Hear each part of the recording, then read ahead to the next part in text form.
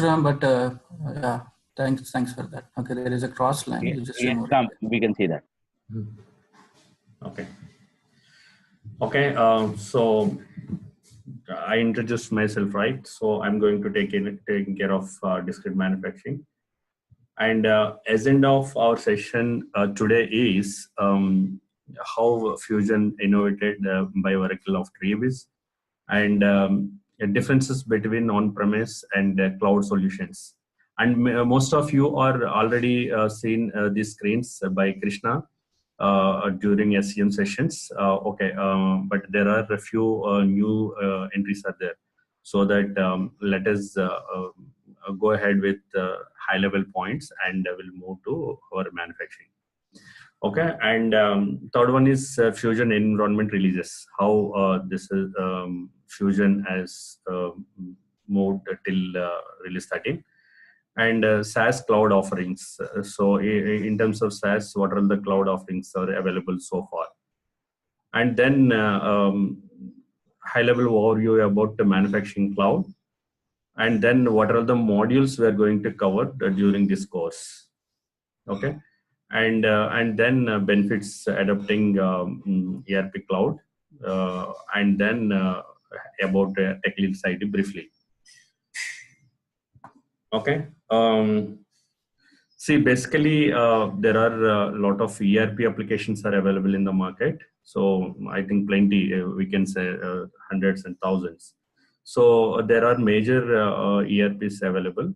But now, when Oracle acquired a lot of well-known ERPs, and which each ERP has specific specialization. So among all specializations brought into a single platform that is called Fusion Oracle, which is releasing in cloud as well. Okay, so now PeopleSoft, JD Edwards, Siebel, Hyperion, eBusiness Suite. So in each ERP is specialized in particular areas. Now all these comes into ERP cloud in single platform. So few of you know already eBusiness Suite, but you can see different environments, like different navigations in Fusion. So a few of them brought into different ERPs. Okay, so let us talk about on-premise and cloud. So if you talk about on-premise, it more or less like our EBIS. We can have our own infrastructure, we can have our own servers and everything. So we'll get the licenses and we will maintain our applications at our premises. So that is called on-premise, whereas cloud will be maintained by Oracle. So we just log in like Amazon account or any like Gmail account like that. So servers and infrastructure will be maintained by Oracle, and we will have our own space within the servers and will maintain. So infrastructure wise will be taken care by Oracle. So that is the difference. And this is how actually ERP cloud releases has come, like from 1 to right now. It's the latest is release 13, second quarter. Sorry, this should be update 18B. Actually, this is 2018. Maybe in screenshot it is wrongly taken. This is how releases has came into picture so far. So these are all the offerings available so far in Fusion Cloud. So our manufacturing comes under supply chain management along with costing. So financials, HCM, SCM, like project portfolio management, procurement, and customer CRM. Okay, actually Oracle is releasing this Fusion Cloud in each phase, like each release. For every 6 months, we can get each, like in manufacturing, we got it in release 11. So whereas in process manufacturing till yet to come, maybe in next quarter, quality yet to come. So part by part they're releasing, and few of the features also is upgrading in each release. So in some cases it may not be available fully, but going forward, so Varati will provide all the features and along with all offerings. Okay, let us discuss on like overview of manufacturing. So typically, what is the manufacturing? How it happens in industry before going into the cloud? I mean, Oracle environment. So typically, most of you was experienced and aware that so any product to manufacturing, which will be by customer sales or by stocking in the factory. So we'll convert raw materials into the finished goods. So which required a work order. So once customer order is available, which will be converted as a work order. So work order will have a finished good product. That finished good product should have the bills of material, which is nothing but raw materials. So all this, by assembling raw materials into the finished goods, is called as a typical manufacturing process. So in order to deliver the finished goods, we will have the resources, man, and material, that is raw material, machine. So to manufacturing material converted into finished goods, there should be some equipments which will be processed the material, and methods. There should be a proper process to complete the finished goods, and then complete information about specification of each item. Okay, so these are all the high level requirements in the factory in order to deliver the finished goods. And while manufacturing finished goods, there is in different operations where we can complete the sub-assemblies. So before completing the finished goods in manufacturing environment, so by keeping raw materials, they will manufacture the sub-assemblies. So this is a typical manufacturing process. I think most of you are aware of the manufacturing environment, how it will be on the shop floor. Okay, during our sessions, I may use some manufacturing terminology, like typically we can say shop floor. So if you have any doubts during sessions regarding this terminology, you can ask. Like most of them are same, like ERP terminology, and few of them may be different. So in order to understanding in better way, we need to correlate with the application. Let us say like work area, like what is mean by work area. So in shop floor, like how we can partition the work area like that. Okay. And see, these are all the manufacturing strategies. I just want to tell you like how manufacturing strategies happens. Make to stock.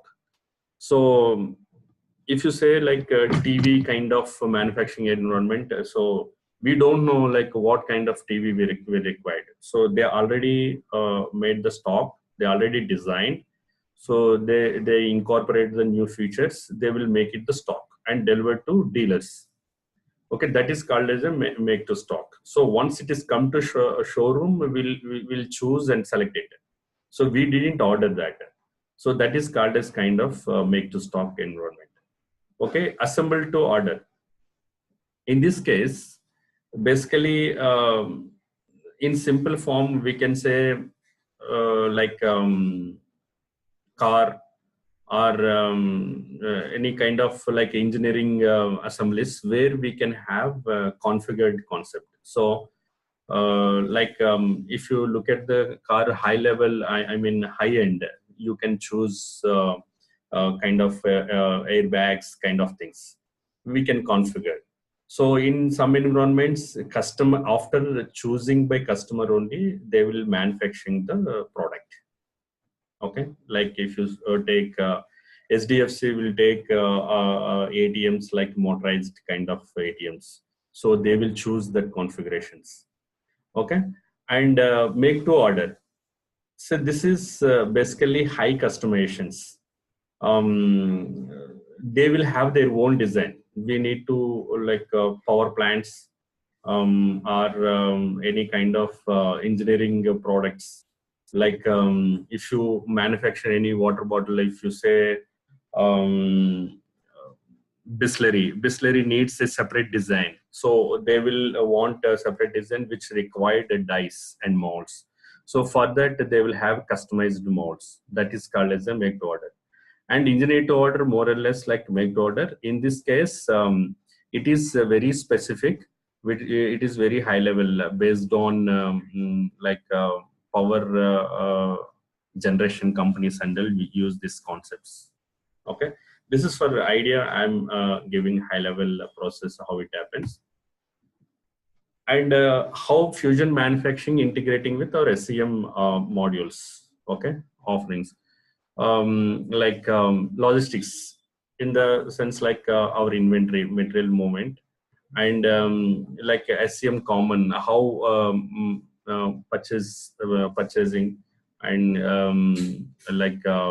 how it is linked with supplier, um, and if you take outside processing for few items, it will be integrated, and planning. So to plan the finished product by buying the raw materials, and planning will take care of the based on supply and demand, it will give you the dates. Okay. So finally, like costing. So after having the finished good product, how much raw material at what cost we used, and what is the finished good product cost. So after completing the assembly, including resource cost and all, and which will be linked with our items and product structures. Product structure is nothing but a bills of material. Okay, so manufacturing order is nothing but a work order. In Oracle terminology, we'll use, even in business, we'll use the work order. So in work order, typically it has the details of how shop floor, when shop floor operator started working on it, he should know that what to produce, and it with what quantity needs to produce. So this work order, which contains all the details. What is the finished product name? Okay, and who is the customer, and how much quantity needs to be delivered, like when to be scheduled, when to start take it into the production and complete, and what kind of materials to be assembled to the finished product, and where to get needed material. So basically planning will take care of the material to bring it from the suppliers, and once it is get into the our warehouse, we need to take it from the warehouse by raising the requisition, so internal requisition. And operator should also know the operations and methods, and what sequence he has to complete in order to deliver the finished product. So these information also should be available along with work order. So what resources are required? So how many people needs to be worked? How many machinery required to be completed this finished good product? So this information typically this work order will contain. So going forward in Fusion Cloud also, we need to capture all this information in work order. Okay, that is called as work definition. And so in terms of in business terminology, we can say, recipe, right? We'll use the recipe word for any curry or any item, same kind of things. We can say ingredients required to complete this. Okay, and also work order contains the information about how many work centers, what are the operations, start date, end date, and other information available. Okay, so in order to process finished goods in a manufacturing environment, we are going to cover these modules. Product management.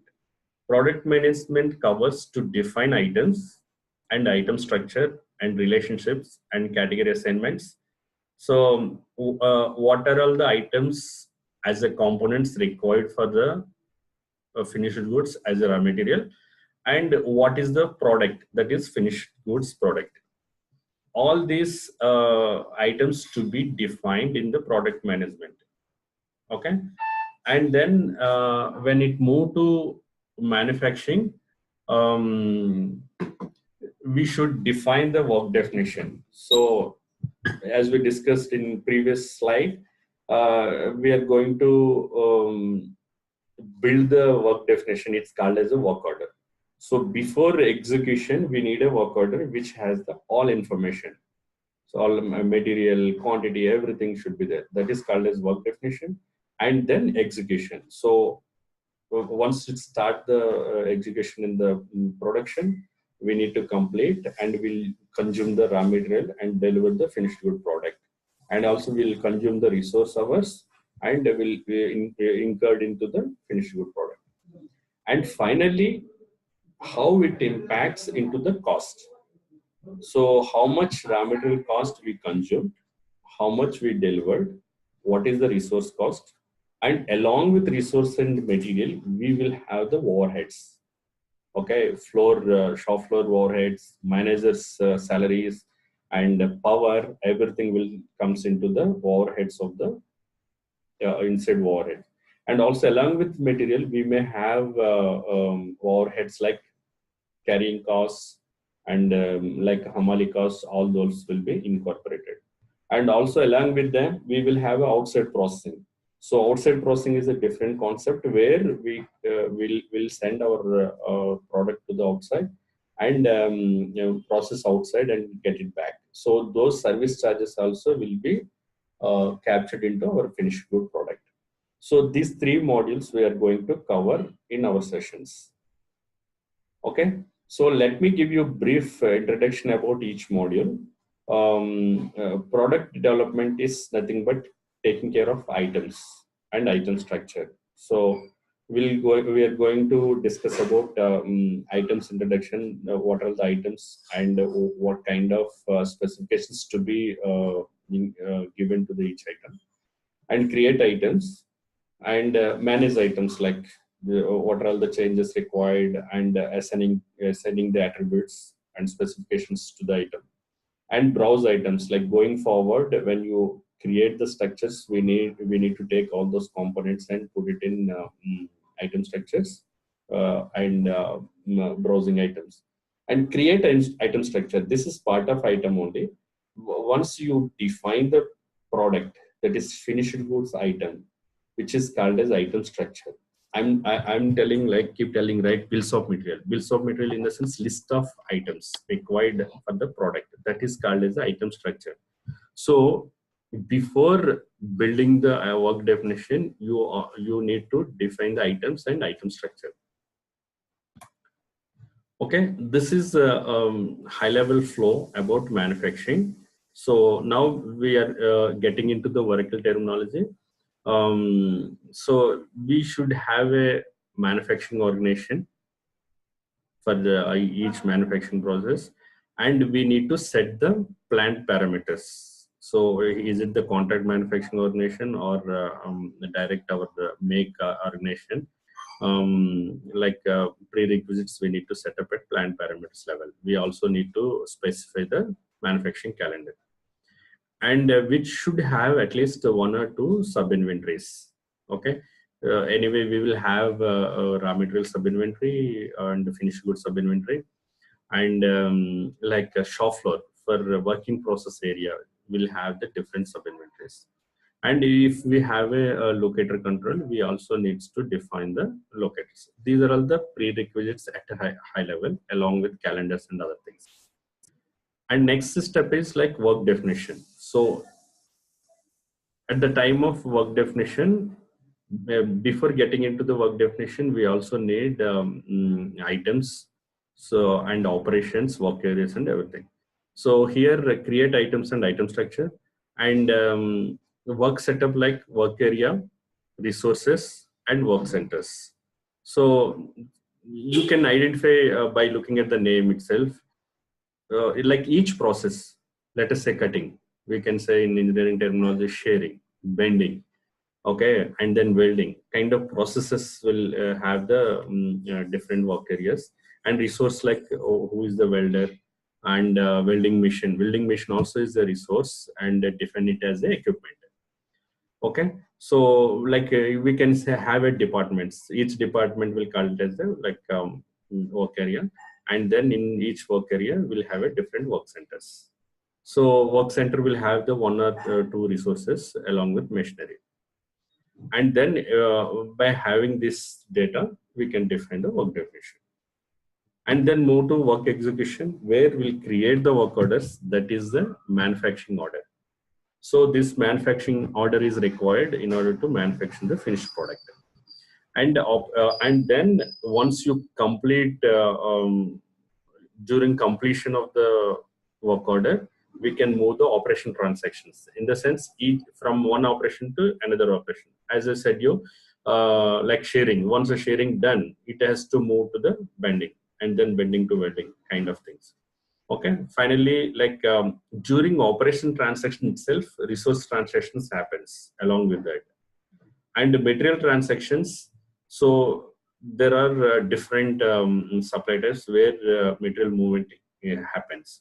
So it means material transaction in the sense raw material is consumed to the finished product, and then on hand of that material is reduced from the sub inventory. Now no more raw material, and it is moved to the finished product.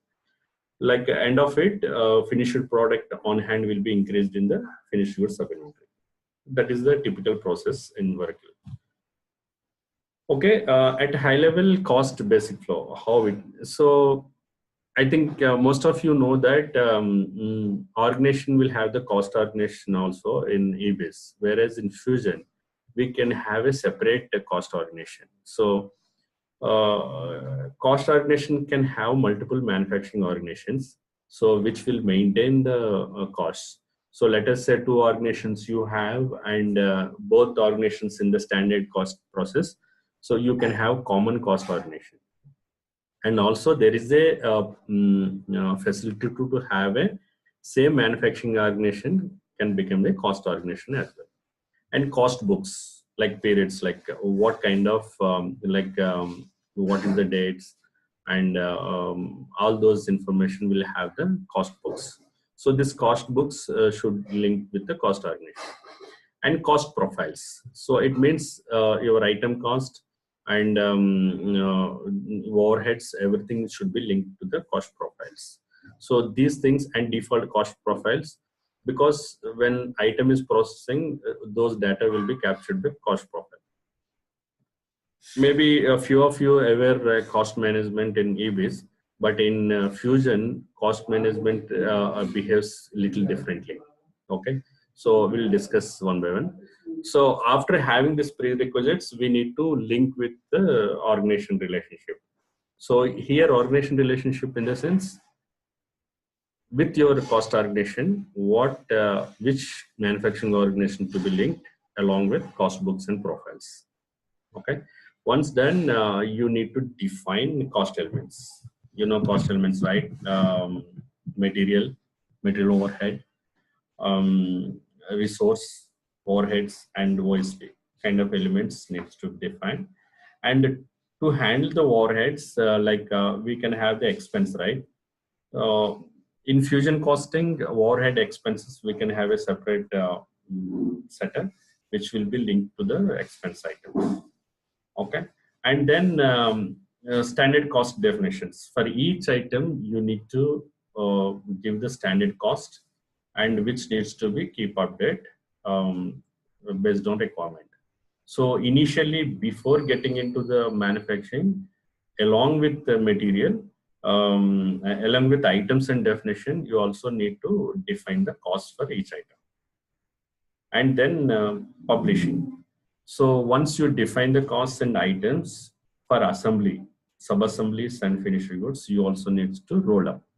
Roll up in the sense, item will have the item structure. Item structure will have the raw materials. So item structure, item will have a,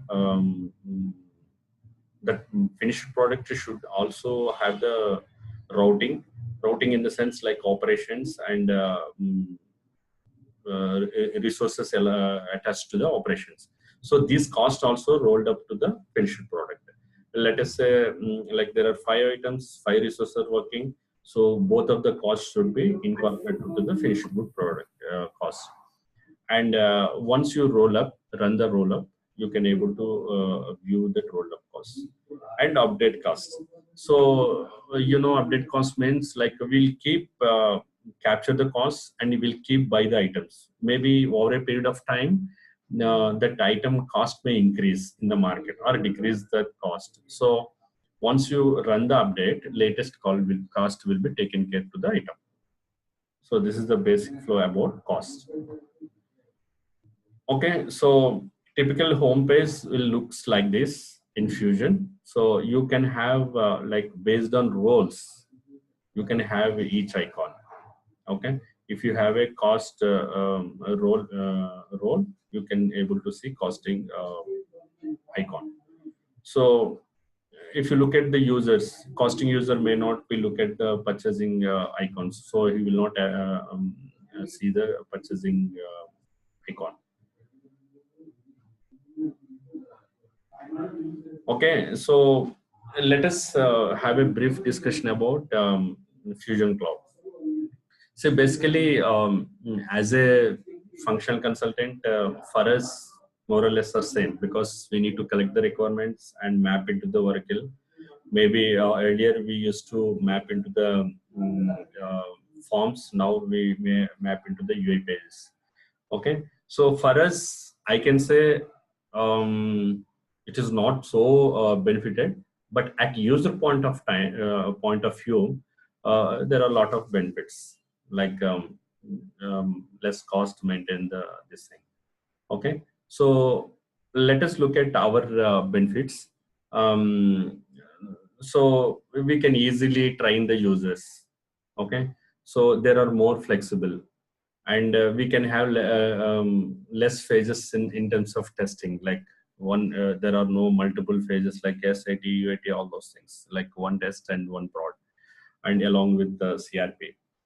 Okay, and so dashboards kind of environment, like where reporting and all we can look at easily. And whereas in UBIS we can look at RDF, which will have very clumsy kind of data.